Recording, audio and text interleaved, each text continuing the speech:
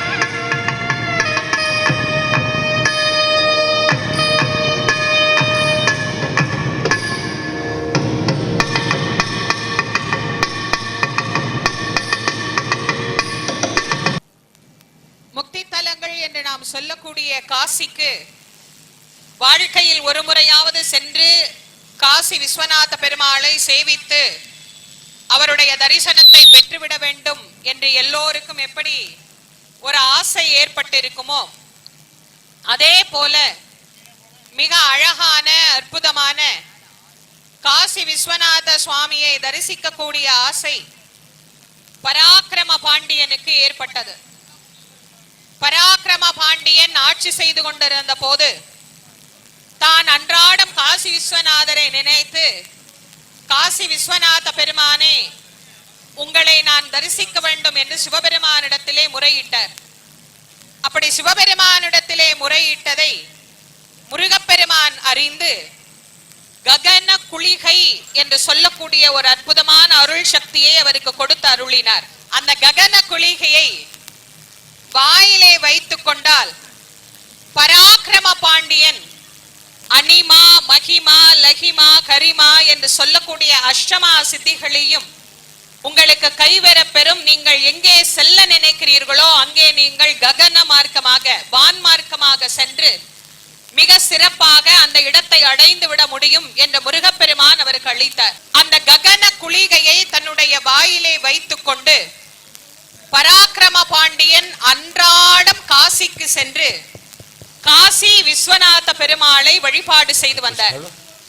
அப்படி வழிபாடு செய்து வந்தவர் ஒரு நாள் காசிக்கு புறப்படுகிற போது தன்னுடைய மனைவி அவரை பார்த்து, நீங்கள் மட்டும் அன்றாடம் காசி விஸ்வநாதரை சேவிக்கிறீர்களே, ஒரு நாளாவது என்னை அழைத்து செல்லுங்கள் என்று அவரிடத்திலே கேட்க, அன்று அவர் தன்னுடைய மனைவியோடு பறந்து சென்று காசி விஸ்வநாதரை தரிசிக்கின்றார். காசியிலே தரிசிக்கிறார்.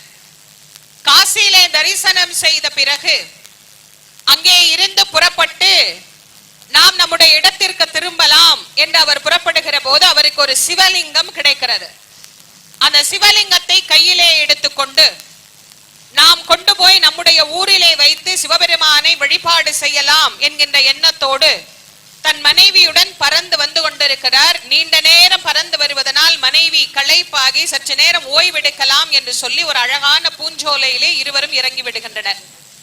சிறிது நேர ஓய்வுக்கு பிறகு மீண்டும் அங்கிருந்து அவர்கள் புறப்படுகிற போது அவர்களால் புறப்பட முடிந்தது, லிங்கத்தால் அங்கிருந்து புறப்பட முடியவில்லை. அந்த லிங்கம் அங்கேயே அப்படியே தங்கிவிட்டது. லிங்கத்தை எடுக்க வேண்டும் எடுக்க வேண்டும் என்று ராஜாவும் ராணியும் முயற்சி செய்கிறார்கள். ஒரு துளி கூட அந்த லிங்கம் அசையவே இல்லை. காசி விஸ்வநாத பெருமானிடத்திலே, பெருமானே உன்னை எடுத்து சென்று நாங்கள் பிரதிஷ்டை செய்து வழிபட வேண்டும் என்று நினைத்தோமே, ஆனால் எங்களுக்கு இந்த லிங்கம் அசைய மறுக்கிறதே, நீ அனுகிரகம் செய் என்று பராக்கிரம பாண்டியன் முறையிட, இறைவன் பராக்கிரம பாண்டியனிடத்திலே, அப்பா இந்த லிங்கம் இங்கேயே இருக்கட்டும், உனக்கு நான் வேறொரு இடத்திலே காசி விஸ்வநாதராக அருள் புரிவேன், இந்த இடத்தை லிங்கத்தை இங்கேயே வைத்து விட்டு நீ சென்று விடு என்று அசரீரியாக ஒழிக்க செய்தார். அந்த அசரீரிக்கு இணங்கி தன் மனைவியோடு மீண்டும் இருப்பிடம் வந்து சேர்ந்தார் பராக்கிரம பாண்டியன். இரவெல்லாம் அவருக்கு உறக்கமே வரல. கொண்டு வந்த விஸ்வநாதரை இப்படி நாம் வழியிலேயே வைத்து விட்டு வந்து விட்டோமே, நமக்கென ஒரு இறைவன் கிடைக்கவில்லையே என்று அவர் வருத்தப்பட்ட போது சிவபெருமான் அவருக்கு கனவிலே காட்சி தந்து, பராக்கிரமா வருந்தாதே, நாளை காலை இந்த அறையிலே இருந்து கட்டெரும்பு ஊர்ந்து சென்று உனக்கு ஒரு இடத்தில் வழிகாட்டும். அந்த கட்டெரும்பு எந்த இடத்தில் நின்று சேர்ந்து முடிக்கிறதோ அந்த இடத்தில் பார், அங்கே சுயம்புவாக நான் இருந்து உனக்கு அருள் புரிவேன் என்று இறைவன் அவருக்கு கனவிலே எடுத்துரைத்தார். தனக்கு இறைவன் கொடுத்த பெரும் வரம் என்று கருதிய பராக்கிரம பாண்டியன் கட்டெரும்பு காட்டிய வழியிலே வந்து கண்டுபிடித்த சிவபெருமான் தான் இன்றைக்கு திருக்குட நன்னீராட்டு பெருவிழா கண்டு கொண்டிருக்கின்ற இந்த காசி விஸ்வநாத பெருமான். சுயம்புவாக நமக்கு கிடைத்த மூர்த்தி. சரி, ஒரு லிங்கத்தை அங்க விச்சிட்டு வந்தாரே, அந்த லிங்கம் எங்க இருக்குது அப்படின்னா அதற்கு பெயர் சிவகாசி என்கின்ற ஊராக அது அமைந்தது. பராக்கிரம பாண்டியன் கொண்டு வந்த லிங்கம் தங்கிய ஊர் சிவகாசி. சிவபெருமானே தான் இங்குதான் இருக்கிறேன் என்று சுயம்புவாக தோன்றிய இடம் தென்காசி. வடக்கே காசி, நடுவே சிவகாசி, தெற்கே தென்காசி. காசியிலே இறந்தால்தான் முக்தி, ஆனா தென்காசியில் பிறந்தாலும் முக்தி, இறந்தாலும் முக்தி, தென்காசி சிவபெருமானை தரிசித்தாலும் முக்தி. முக்தித்தலங்களிலே இந்த தென்காசிக்கு மட்டும் அத்தனை சிறப்பை நம்முடைய அருளாளர்கள் தந்தார்கள். ஏனெனில் பராக்கிரம பாண்டியன் மிகவும் மகிழ்ந்து இறைவனுடைய ஆணைக்கு இணங்க இறைவனை சுயம்புவாக இங்கே எழுந்தருளி அம்பிகைக்கு இங்கே உலகம்மை என்கின்ற திருப்பெயர். உலகத்தில் இருக்கிற எல்லா நாயகிக்கும் இவள் தலையானவள், அதனால் இவளுக்கு உலகம்மை என்கின்ற அற்புதமான திருப்பெயர். இந்த அழகான திருப்பெயரோடு அழகான திருத்தலத்திலே இன்றைய தினம் நாம் இருந்து இந்த அற்புதமான காசி விஸ்வநாத சுவாமி ஆலயத்தினுடைய திருக்குட நன்னீராட்டு பெருவிழாவை வழிபடுவதற்கு தரிசிப்பதற்கு உண்டான வாய்ப்பை இறைவன் நமக்கு அருளி இருக்கிறார்.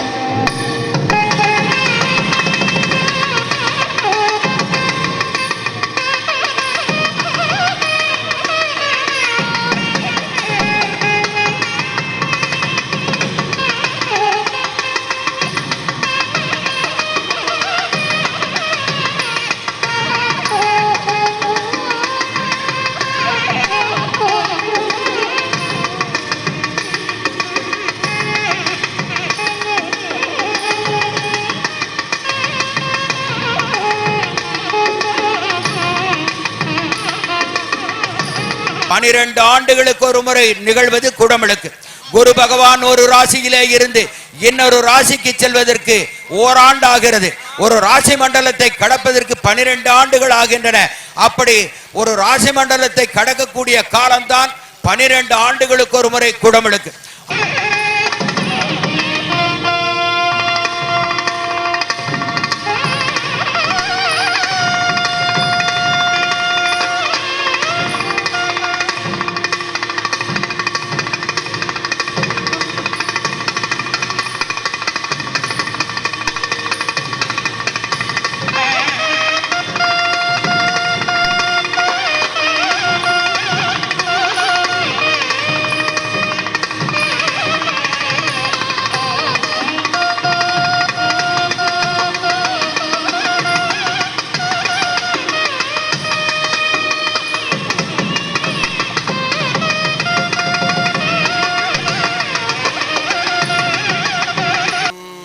கோளறு பதிகமானது நிறைய வரும். அது முன்னாடி சொல்லிடுறேன். நாங்க தினம் வீட்டுல இந்த 10 பாட்டு 11 பாட்டெல்லாம் எங்களால படிக்க முடியாது அப்படின்னு நினைக்கிறவங்களுக்கு முதல் பாட்டு ஒரே ஒரு பாட்டு. வேயிரு தோழிற்பங்கன் விடமுண்ட கண்டன் விகடல்ல வீணை தடவி மாசரு திங்கள் கங்கை முடிமேல் அணிந்து என் உளமே புகுந்ததனால் ஞாயிறு திங்கள் செவ்வாய் புதன் வியாழன் வள்ளி சனி பாம்பிரண்டும் உடனே ஆசரு நல்ல நல்ல அவை நல்ல நல்ல அடியாரவர்க்கு மிகவே. இந்த பாட்டை மட்டும் நம்ம படிச்சுக்கலாம். இல்ல நமக்கு எல்லாத்தையும் சுருக்கி சுருக்கி சொல்லிதானே பழக்கம்.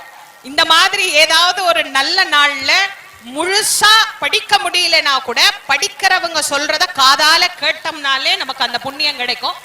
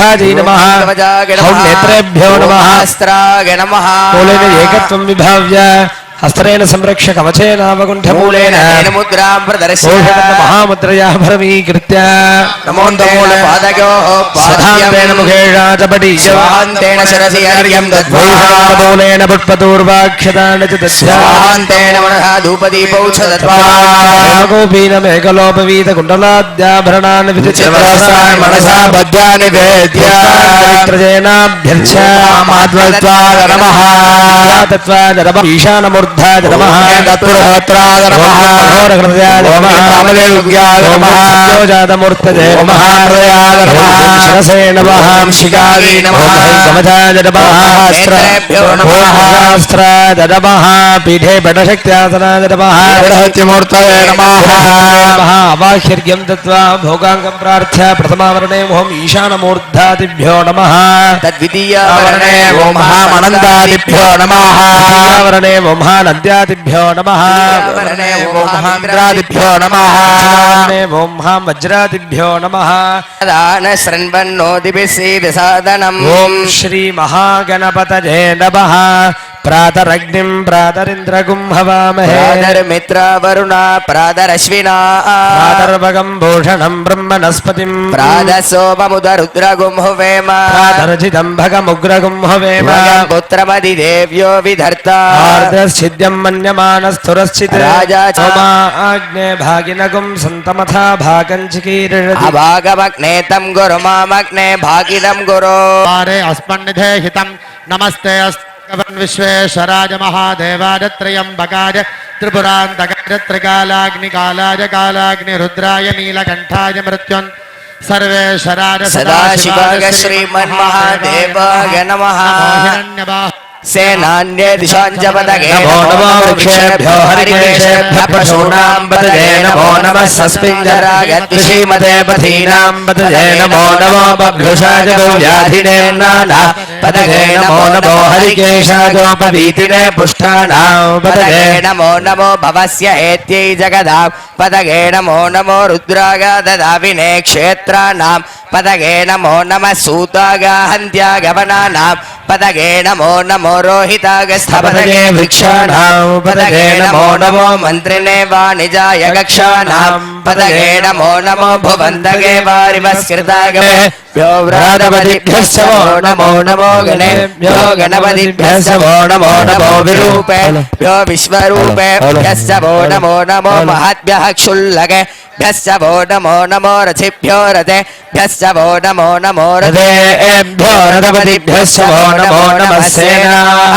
सेनानिभ्यश्च वो नमो नमः क्षत्रेभ्यः सङ्ग्रहीतृभ्यश्च वो नमो नमस्तक्षभ्यो रथगारेभ्यश्च वो नमो नमः कुलालेभ्यः कर्मारेभ्यश्च वो नमो नमः पुञ्जुष्टेभ्यो निषादेभ्यश्च वो नमो नमः इषुकृद्भ्यो दन्वकृद्भ्यश्च वो नमो नमो मृगयुभ्यश्वनिभ्यश्च वो नमो नमः श्वाभ्यश्वपदिभ्यश्च वो नमः नमो नागजनमः पूर्वजागजा परजागजनमो मध्यभागजा वगल्भागजनमो जगन्यागजबुद्धिगागजनमः व्यागज प्रतिसर्यागजनमो याम्यागजक्षे म्यागजनम उर्वर्यागजगल्यागजनमः श्लोक्यागजावसान्यागजनमो वन्यागजगक्ष्यागजनमः श्रवागज प्रतिश्रवागजनम आशुषेणागजासुरथागजनमः शूरागजावविन्दते जनमो वर्मिणे चवरोदिने जनमो बिल्मिने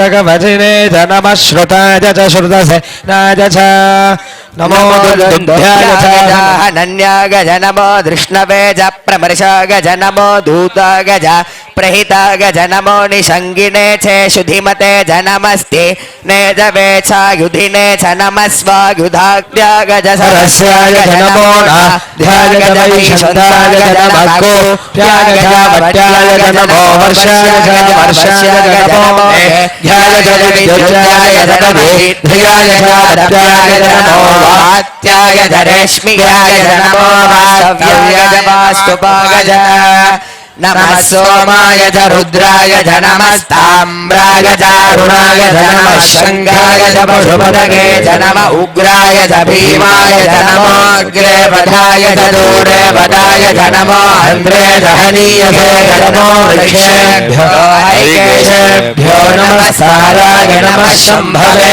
समयो भवे नमः शङ्कराय च मयस्कराय च नमः शिवाय च शिवधराय च नमः श्रीत्याय च गौल्याय च नमः पार्याय च भार्याय च नमः प्रतरणाय चोत्तरणाय च नमः आचार्याय च लात्याय च नमः सत्याय च वेण्याय च नमः सिगत्याय च प्रवाक्याय च नमः हिरण्याय च प्रभत्याय च नमः किंशिलाय च क्षयनाय च नमः कपर्दिने च पुलस्तये च नमो गोष्ठाय च गिह्याय च नमः स्थल्प्याय च गेह्याय च नमः काट्याय च गह्वरेष्ठाय च नमो हृदयाय च निवेश्याय च नमः पागुंसव्याय च रस्याय च नमः श्रुत्याय च हरित्याय च नमो लोप्याय च लप्याय च नमः ऊर्व्याय च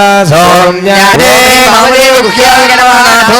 सज्जोजातमूर्तये नमः पामः पीडशक्ति नमः प्रथमावर्णादि पंचमावर्णेभ्यो नमः एतेषां शासन पंचावरण सहित सकल तत्वाधिपतये स्थूललिंग परमेश्वराय नमः இதோ நாம் அனைவரும் காத்து கொண்டிருந்த அற்புதமான தருணம் இன்னும் சில நிமிடங்களிலே திருக்குட நன்னீராட்டு பெருவிழாவானது நடைபெற இருக்கின்றது. தென்னாடுடைய சிவனே போற்றி, தென்னாடுடைய சிவனே போற்றி, எந்நாட்டவர்க்கும் இறைவா போற்றி. தென்காசியிலே எழுந்தருளி அருள் புரியக்கூடிய காசி விஸ்வநாதருக்கு தேவஸ்ய த்வாசவிதுः பிரசவே உலகம் அஸ்மினோர் பாஹுभ्याम् பொழில் தூஷ்டோ ஹஸ்தாभ्याम् தென்காசி பாலமுருகனுக்கு எல்லாம் அல்ல சிவபெருமானுடைய பேரருள் கருணை தேவஸ்ய த்வாசவிதுः பிரசவே அஸ்மினோர் பாஹுभ्याम् தூஷ்டோ ஹஸ்தாभ्याम् ஸ்வத்யை பைஷஜ்ஜேன वीर्याय नाद्याजाभिषञ्चामि देवस्य त्वासवितुः प्रसवे अश्विनो ஆண்டவனுக்கு हर नमः पार्वती ஓம் நம சிவாய தென்னாடுடைய ஓம் நம சிவாய ஓம் நம சிவாய தென்னாடுடைய சிவனே ஓம் நம சிவாய ஓம் நம சிவாய ஓம் நம சிவாய ஓம் நம சிவாய ஓம் நம சிவாய ஓம் நம சிவாய ஓம் நம சிவாய ஓம் நம சிவாய ஓம் நம சிவாய ஓம் நம சிவாய ஓம் நம ஓம் நம சிவாய சிவாய ஓம் நம சிவாய மூலஸ்தான விமானத்திலே திருக்குட நன்னீராட்டு பெருவிழா நடைபெற்றுக் கொண்டிருக்கிறது. பக்த கோடி பெருமக்கள் எல்லோருக்கும் காசி விஸ்வநாதருடைய கருணை பரிபூர்ணமாக துணை புரிய பிரார்த்தனை செய்வோம். தென்னாடுடைய சிவனே போற்றி, நாட்டவர்க்கும் இறைவா போற்றி, காவாய் கனக திரளே போற்றி, இளைமலையானே போற்றி போற்றி. தென்காசி நாதனுக்கு, தென்காசி விஸ்வநாத பெருமானுக்கு, காசி விஸ்வநாத பெருமானுக்கு பெருமானுடைய சன்னதியிலே திருக்குட நன்னீராட்டு பெருவிழா நடைபெறுகிறது. கருணை அன்னை உலகம்மையினுடைய கருணை நம பார்வதி போற்றி. ஓம் நம சிவாய ஓம் நம சிவாய ஓம் நம சிவாய ஓம் நம சிவாய ஓம் நம சிவாய ஓம் நம சிவாய ஓம் நம சிவாய ஓம் நம சிவாய ஓம் நம சிவாய ஓம் நம சிவாய ஓம் நம சிவாய ஓம் நம சிவாய வான்முகில் வளாது பெய்க, மணிவளம் சுழற்க, மன்னன் கோன்முறை அரசு செய்க, குறைவிலாது உயிர்கள் வாழ்க, நான்மறை